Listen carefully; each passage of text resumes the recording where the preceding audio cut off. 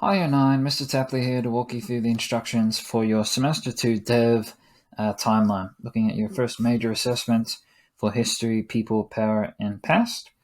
So what I'll be doing in this video is just going through the instructions for this assessment, where you can find all this information, giving you a few tips and tricks, and then working you through the marking guide as well. So it is a fairly straightforward, fairly simple assessment task. I think I've given you most of the instructions in this file here, which is attached to the Google Classroom and the Compass learning task. So here in Compass, if you go into assignments for history, you'll see the instructions, and there's a template you can use for Microsoft Word. Or if you go to Google Classroom and you go to Area Study 1, assignments, this is the file that we are looking at right here. So Semester 2 Dev. So what you're looking at in this assessment, which I introduced in our Monday lesson. So some of this should not be brand new information if you completed the Monday lesson. In this task, you'll be creating a timeline of key events and individuals from the major historical periods that we have covered in Term 3. So the first area of study is world history, and that's essentially what we'll be creating by the end of Term 3, is a nice timeline showing the different stages of world history. Now, the dev is only the rough draft, the practice version, so we're not going to be doing every single part of history. We're just doing a little mini version of what we'll be doing for our end of term CAT. So you have 3 periods of world history that you'll be plotting on the single timeline. So step 1 is to select a civilization from the options provided for the ancient, classical, and medieval periods of world history. So you guys should have completed that on Monday. So you're going to pick one of each. So let's say I look at, let's go with Greece, Roman Empire, and I'll pick on the Mongols. So that's my 3 civilizations. So that's step 1 completed. The next thing I need to do is not scroll too far. The next thing I need to do is to select 3 key events or individuals from each of those civilizations. So I need to find 3 people or 3 events from classical Rome. I need to find 3 people from the medieval Mongol period, and then 3 people or 3 events from ancient Greece. And those are the things I'll be plotting on my timeline. So I'm not just putting down random events. I'm looking for key historical significant events. So the most important things in your expert opinion in that period of history. Now, once I've selected those people or those events, I'm going to start doing a bit of research. Now, again, this was introduced on Monday, so I'm hoping that some of you guys have already started this, or if you've been keeping up to date with your lesson activities throughout each week, each of these weekly topics, you've hopefully got a few notes, a few questions, a few responses in your notebook on the ancient world. So we've had videos and conversations about ancient Greece, ancient Rome.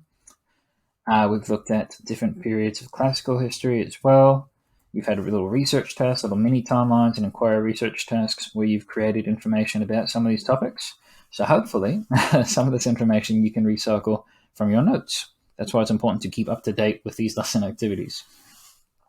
Now, once I've done my research, I'll be creating a timeline of world history by recording all the key events and individuals in chronological order in the template below. What I'm researching, so what I want to get out of this for each of those key events and civilizations, not a lot of detail. You don't need to make 700,000 billion words worth of information. I just want a date, obviously. So when was this? So I might look at the birth of Genghis Khan. I might look at the date where he conquered or won a significant battle, just a key date relating to that individual there. That's what I'm going to plot. Image, so I might do a picture of Genghis Khan, I might do a picture of his army, so some sort of primary source image. Description, 2 or 3 sentences. 2 or 3 is all I really need here. So it doesn't need to be a lot of detail, 2 or 3 sentences outlining why that individual or why that event was significant, why it was important. So I might say 1 sentence, this is who he was, and 1 sentence, this is why he was important. This is why we know who Genghis Khan is. So that's my research, and then I'm going to fit that into the template that I've provided below. So all you need to do, you can see I've got space for 3 events for each of those key periods of history. So 3 civilizations total, 3 key events and individuals. So there's 9 little blocks here for you to work with. So there's 1, 2, 3, and I'm not a math teacher, but trust me, there is 9 places for you to put that information there. So I'm just going to put that in chronological order, 2 or 3 sentences for each of those events, and that's all I need to do. Now, in terms of the marking guide, how you're being assessed on this, for each of those key periods in history, you're getting 6 marks. So 6 marks for Ancient World, 6 for Classical Civ, 6 for Medieval History. 3 events, 6 marks. You get 2 marks for each of those key timeline entries. So I might get 1 mark if I've just written down Genghis Khan, born, did stuff. And then where you get that extra mark, where I'm differentiating between 1 and 2 marks for each of those key events and key entries, is the level of detail that you put in.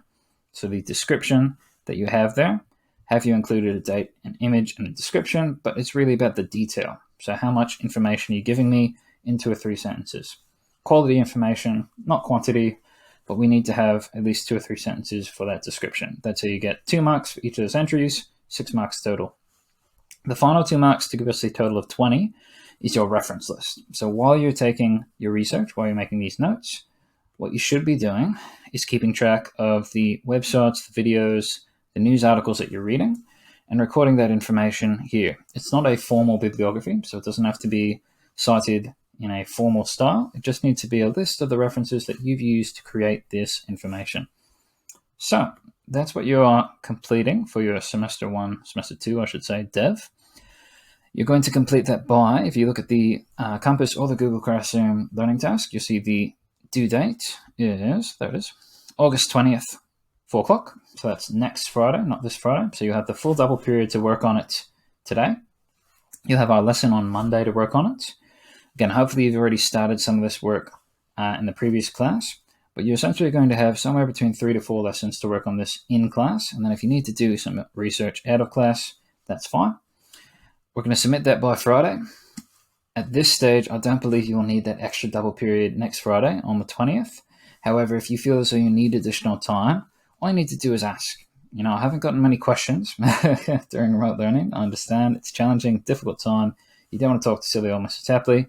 But if you have a question about this assignment or about the content, please let me know. And if that question is, Mr. Tapley, can you help me? A bit confusing, or it's too much work, I need an extension, all you have to do is ask, and then I'll be happy to do that. And it's much better to ask a question than to receive a late penalty or to submit something that isn't completed to the best of your ability.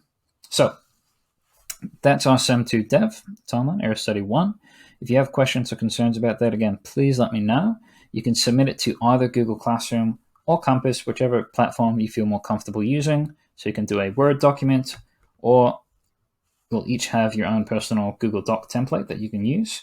You can create your own file, if you'd like to do that, but it's already listed out for you here. And that way you can always go back and refer to this marking guide and the instructions as you're working on it. So I recommend using this template here. Hope you guys are doing all right during remote learning. Hope you have a relaxing weekend. You can recover a bit and recharge the batteries. Hope parent-teacher interviews weren't too awful. I'm certainly feeling tired after mine. And stay safe, guys. Cheers.